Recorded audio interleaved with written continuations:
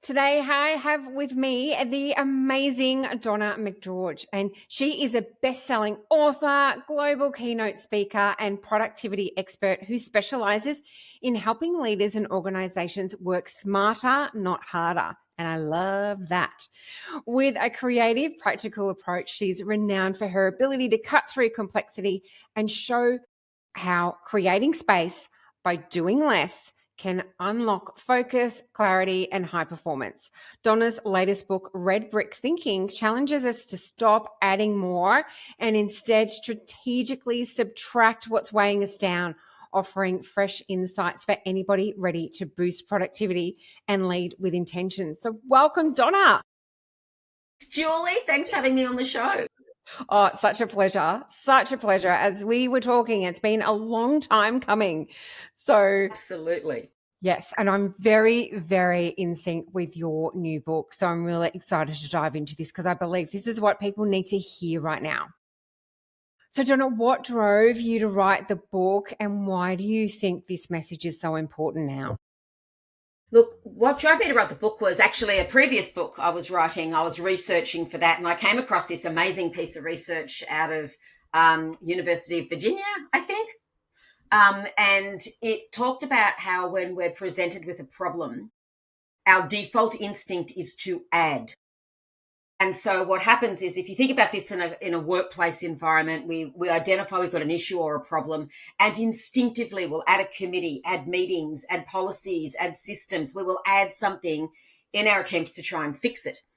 And this particular study talked about that as, it called it addition bias. So we have an addition bias. And I thought that was quite interesting. And so I kind of parked it for a little while. And then I started playing around in organizations with a little activity where I'd show them a little Lego bridge that had one leg longer than the other. And the bottom of one leg had a red brick on it. And so I'd say to them, how would you fix this little bridge? In fact, I think, if I've got one nearby. Yeah, I've got one here. Right, so I'd say, here's our little bridge. How would you fix that? And I'd, give them some bricks. And 90% of people would stick another brick on the other side to make our little bridge level. Hardly anyone thought about removing the red brick. Because there's, and as you said, strategic subtraction, which don't say that 10 times in a row because it's a really bit of a tongue twister. But this idea that we can remove something and still solve the problem, hardly anyone goes to that naturally. And so that's kind of where the thinking came. Why this book now is we are just bombarded with more all the time. We are in a constant state of accumulation. It not only, if I want to get really, environmental on us, we are accumulating ourselves off the planet to some respect, but even just at a very macro level, at a very micro level, our calendars are full. Our email boxes are overflowing. We just keep taking on more because we're not good about saying no. And so before we know it, we're overwhelmed, overworked, and overit. And that's the reality of the world right now. Yeah, absolutely. And, I've often felt like that. Since I was diagnosed with cancer, I've been much better at not jam-packing my diary. And I thought I was good at that. But when I look back at my diary it was back to back. And that was in COVID. I'm like, how does that happen? It's just, I think, the norm. And when you talk to people, particularly, in corporate and the higher they get, the more meetings that they seem to have. And a lot of them are meaningless. And I know you're really passionate about that too with your 25-minute meeting. But I think this whole, how you've simplified identifying like your red brick and taking that away, I think that is genius for people now. Thank you. And can I just comment, I'm sorry that you were ill. And I'm now equally sorry. I didn't know about that until just now. But you've actually named something that happens a lot, is that often people don't think about red bricking their world until they reach a crisis point. So they get ill, or they're falling in a heap, or they're burning out, or something like that. Right? And then they go, right, I got to stop doing some stuff. My challenge to you and your listeners is, Why would you wait until it's too late? There's stuff, right? I reckon if I looked in everyone's diary, that everyone that's listening to this, if I looked in their diary right now, I reckon I could find things that I could red brick straight away, right? They're sitting there in your calendar right now. Absolutely. And that is my philosophy as well. Don't wait until something dramatic happens. Do it proactively. So can you share, and we'll say that word again, how the power of strategic subtraction works in practice? Like how do we do that when it feels like the pressure is on to do more? Right. So let's be real. No one gets the Employee of the Month award for saying, hey, let's stop doing a bunch of things. But what's interesting for me is how much of our world has accumulated, or how much work-wise, how much we do, and that no one would probably notice if we stopped.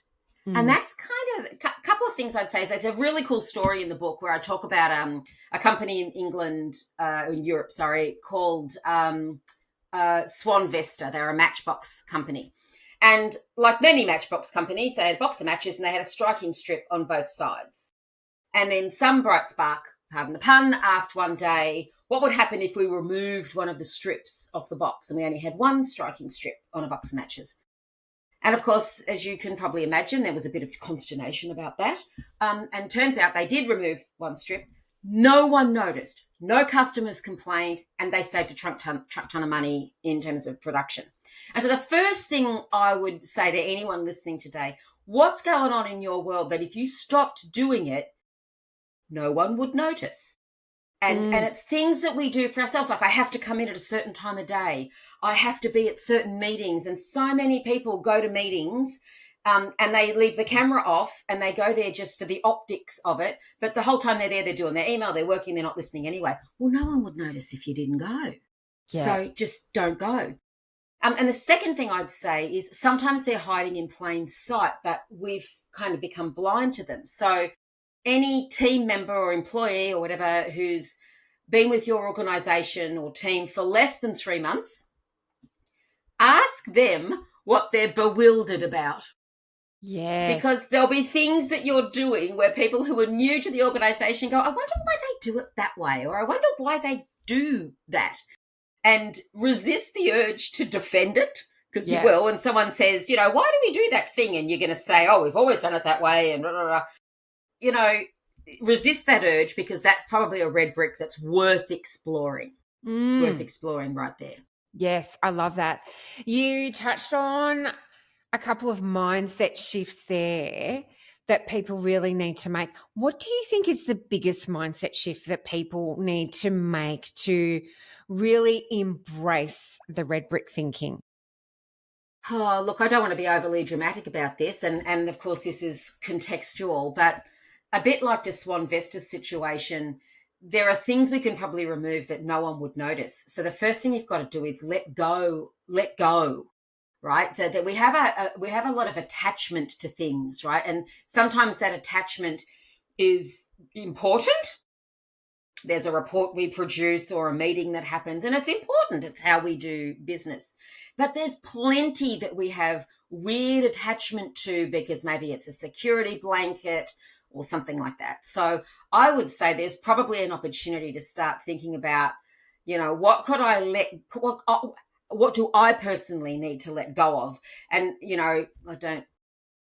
it's the old adage, do unto self before you do unto others. Look at yourself first. So the first thing I do is look in someone's wardrobe and say, how much are you hanging on to in your wardrobe that you could let go of? Go into their garage. How much stuff have you got in there? So we do have a tendency to hold on. So there's two aspects here. One is addition bias and the other is status quo bias, where we just keep things the same because it's easiest. So a couple of mindsets straight up is to kind of Marie Kondo, think, what could I let go of? What is taking up space that is stopping me from doing or having other things? Yeah, right? That's really interesting. So it's not just the meetings per se. No. This is everything in your life. Yeah, really so in the book I talk about I'm just looking at my book right now. Yeah. There's three kinds of red bricks. There's emotional, which are like the grudges and the guilts and things and the obligations that we carry. There's cultural, which is things like more or hustle or accumulation. That's culturally we're encouraged. We live in a most of us live in a capitalist environment that is just pushing the new things onto us all the time. Already I'm thinking about buying the new iPhone. And so despite writing the book, I'm not immune to that stuff. And then there's structural ones, which is complexity and urgency. These are kind of the things that happen in organizations. And before we know it, we're operating out of a sense of urgency that just doesn't really exist except in our minds. So there's lots of different types. I often talk about relationships as well. Think about people in your team or in your life where you already have to edit what you're going to say or do before you even get there because you're worried or walking on eggshells around them. So there's more to it than just cancel a meeting or say no to a project, right? It goes much deeper. Yes, I love that. Is there a particular red brick that you have let go of and it's made a huge difference to your life? Look, yes, I've had relationships that I've let go of. I'd say probably the biggest one for me, and this is probably going to appeal more to any only children or eldest daughters who might be listening. Okay. So the obligation of being the one that has to fix everything in the family. So that was a big one for me that happened earlier this year where I don't know when I signed the contract that I'm the one that everyone turns to. And yeah, it happens all the time. Like you'll be sitting at a family dinner and someone will say, oh, there's this thing that needs to happen. And everyone just turns and looks at you. It's like, when did that start happening? And I suspect it, when I started researching this, it talked about when you're a small child, and I remember this, you're 4 or 5 years old and people say things like, oh, she's so grown up for her age, or she's really, quite eloquent. She's a really good speaker. Because at such an early age, I was already behaving like a mini adult because I had obligation around that. And so this is not, I know it's not a therapy session, but it's been a huge one for me. And so if you don't fall into that category, I'd still be asking you, what contracts have you signed that you didn't realize you'd signed? Are you the person at work that everyone always turns to organize things? Are you the lunch organizer? Are you the birthday cake buyer? Are you the team builder person? My sister talks about in her workplace, she's the jolly everyone along person, right? And there's pressure that comes with that when you adopt a role and you can't remember when did that role become my thing? Yes, right? I totally resonate with that, especially your older sibling, daughter particularly. But you're right. There's often been times when I've sat, when I've sort of asked myself, so how did I become the person who fill in the blanks? And I'm sure a lot of listeners have actually asked themselves that question. How did I become the one who is the kitchen cleaner upper? Or, in the workplace, because that's such a big issue. The coffee orderer. Yes. Yeah. Right? All of that. So I love that question, really assessing the contracts that you've asked. That you've unconsciously signed up for. Consciously signed. And I'm not going to suggest that people force you into this. I would suspect it's a pattern thing. It doesn't take long for patterns to form. No. So you probably volunteered for something at some point, and then you did it a second time. And then by the third time you do it, you're getting pretty good at it. And so there's obviously some gain that comes back from that. Let's just use the coffee. You say, yes, I go order the coffees, and you like the gratitude that comes with that, right? And then all of a sudden, it's I think it crosses over to obligation when people take it for granted, right? And so all of a sudden there's this moment where you stop getting the payback that you used to get. That. So that's kind of how they form. It's not like someone sat down one day and said, that's it, Julie's the coffee girl. Yeah. It probably just happened organically, and now it's a pattern, which is why it's the unconscious contract. Right? Suddenly it now feels contractual in some way. Yeah, absolutely. And while you were just talking about that, I feel that the people pleasers of this world, mega red bricks. There's a whole section of it in the book. Whoops. Bang. Right? Whole Yeah, section on that. Yeah. yeah, absolutely. So I'm really curious in particularly in workplaces where productivity seems to equal busyness Hmm. and in the world that is incredibly frantic, I interviewed someone earlier this year and he said, this is the slowest day that you're going to have for the future. Like every Hmm. single day speeds up. And that Hmm. was really shocking to me. Um, so how do we get leaders to role model this for their teams? Because it's a It's very big it's shift in actually very dynamic. simple.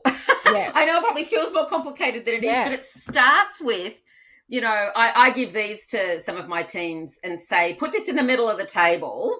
And anytime we're in it, we're getting into it about in a conversation and we're trying to solve a problem, put this in the middle of the table and anyone at any time has permission to say, is there a red brick we could remove here? And so it starts with just incorporating that into your conversations at work. It's I don't expect leaders to suddenly start red bricking everything, but Yeah. just asking the question publicly and in the teams and giving people permission. So Atlassian is a really good example of this. So they have projects like all organizations. There's projects that keep going on forever, and once a year they have a conversation about what projects need to be retired or graduated because either they're never going to happen the way we thought, and they let them go to make space for the ones that do. Sometimes they're called zombie projects because they literally exist in the organization, walking slowly around and sucking out people's brains, right? And so I've seen leaders do zombie project amnesties where they say we're allowed to nominate and then discuss what projects do we think we could just stop. And a great way to think about this is if you were starting this from scratch again, would you be still doing it this way? And you'll always know a zombie project because people would say, no way, we'd do something different. Yeah. So it starts just with a simple question before we try and add a person. Like headcount's a beautiful one. We keep adding headcount, we keep adding projects, we keep adding solutions. We all of us keep adding apps to our phones in the vain, attempts to try and organize our lives. It starts with, is there something we could remove? Is there something Mm, we could subtract? I like that. Yeah. And getting the whole team involved. Yeah. Yeah. Yeah. Because I guarantee you, again, that the job of the leader, which it always is to ask the question and then kind of sit on your hands and let the team have the conversation, rather than feel like, because the moment someone says, I can think of a red brick we can chuck out, and your attachment to it, whether it's ego or, sunk cost, like it's sunk cost stops so many red bricks from being removed because we're like, we've already invested $1 million. We've got to keep investing. Well, Yes. do you?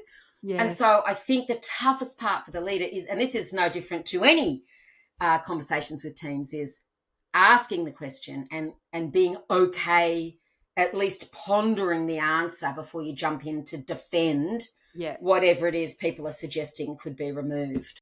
Yeah. I like that because it's like we've sunk so much money into this project. I just want to get it done. Yeah. But is it right now? Is it Right? still relevant? Is it going to do what we wanted it to do now? Because things have changed so quickly. And what's it stopping us? So when we create Yeah. space, this is a bit spooky woo woo. I don't think the universe likes a vacuum, and so the moment I empty out my wardrobe, it's almost like the universe presents new clothes for me to fill up the empty space in my wardrobe, right? And work is the same. We all thought that AI was going to be the big, it's going to save us all this time, but actually it has saved us time with some things. But the universe immediately doesn't like a vacuum; it fills it up with space. And so my question is, the projects that are the sunk cost, the zombies that are wandering around, if you stopped doing them, what does that free up Mm, for better, more higher value, more, even modern? So many zombie projects have been around for like 3 or 4, 5, exactly. 10 years, Yeah. right? And the world has moved on since then. And so by having all of our resources consumed in this, it's stopping us from being a bit more, you know, adaptive or agile in doing other things. Yes. Yeah, absolutely. So if someone is listening to this now and thinking, "Oh my God, I have so many red bricks that I want to get Mhm. rid of." How do you like what is your approach for them? Like to start small, potentially, and build up in terms of getting rid of those bricks. Look, because there's little red bricks and there's big red bricks, right? So I call them little R and big R red bricks. And so small or little R red bricks are little irritations, they're little frictions. They're anything from making sure that tidying up your desk, right? So that you've got access to everything, to little things like tidying up your wardrobe. Or they could be huge, they could be big projects. Or years ago I decided to take up scrapbooking, and I bought all the things. People do. You buy all the things. I was all in, bought all the things, all the stickers, all the paper, all the scissors, all the whatever. And then I stopped doing it. This is a sunk cost example. But now I've got a cupboard in my house that when I open the door, it's a wall of glitter pens, judging me. And so not only is that taking up space in my physical space, it's taking up space in my head with the guilt around that. And so, a work example is always projects or meetings where I feel guilty if I don't go. I feel guilty if I don't contribute. So it's not only taking up space in your calendar, it's taken up space in here. So, of course, smaller red bricks are usually the easiest ones to remove because they don't Yeah. typically affect as many people. Big R, though, when you remove those, particularly if you're a leader and you remove them for your team, a recurring meeting that people only join for the 5 minutes that they need to speak, that most people have their cameras off, like you watch them, people just like, through the whole thing. They're the ones that can have a massive impact because they create space for your people as well, which probably will get filled with other stuff, but they're the ones that have the biggest impact if we can remove a big one. Yeah. I'm a big fan of writing things down. So do you encourage people to actually write this down, see your Yeah. bricks, Well, categorize let's them, little R, let's just big talk R? about our brain at the moment, right? Yeah. So Yeah. I think it was another productivity author, David Allen, who said, and I think he was kind of paraphrasing Einstein, actually. So very smart people, smarter than me. People say the human brain is for having ideas, not storing them. So the first thing we can do is red brick our brain. What are you carrying in your head that's weighing you down, that's stopping you from thinking clearly? And so I absolutely say we need to be writing stuff down. I've tried all the automated apps and things like that, and I still come back to a notebook and pen. That's just how I roll. There's a swagger research that supports that people respond to that. It's kind of like it goes down through the arm, out through the hand, like it's out of the head then. Yeah. And so that the first thing you could red brick is your head by Yeah. just getting rid of all the stuff that's on your mind. Not Mm. necessarily to-do list, just what's the Mm. stuff you're thinking about. Get it out of your head. Yeah, just brainstorm it down on paper. And when you see Absolutely. it, that's when you can make decisions around it. That's when you can just, arrange it if you want to, or just leave it there on that Yeah, paper. and I'm a huge fan of, particularly when we're working with teams, of getting up to a whiteboard and putting everything we're doing up on a whiteboard, on post-it notes, however, because the moment it's out, as you rightly say, once it's out of our heads and on a wall, they become objects to manipulate, Yeah. not things I feel personal about. It's just stuff, and Yeah. we can move it around, right? As you would well know, it's an awesome facilitation technique to get people talking and thinking about stuff and keeping it separate from them, so it's not all personal. Yes, exactly. We do take things very personally. So, Donna, this has been amazing. I could chat to you forever. What is, the final message that you would like to leave with my listeners? So I think the art of red brick thinking, or what is at the root of red brick thinking, is we're doing things today that our future selves will thank us for. So the things we say no to today free up space in the future. The things that we remove or adjust or that we change, the decisions we make now, are in service to our future selves. And so my message to all your listeners would be, what are some things you could remove or stop or red brick today that your future self is going to be so grateful for? Great question. Such a great question. Donna, thank you so much. I've loved chatting with you, and thank you for what you're doing for the world and all of your books and your work. And thank you for being part of Leading You. Thank you so much for having me. It was an absolute pleasure.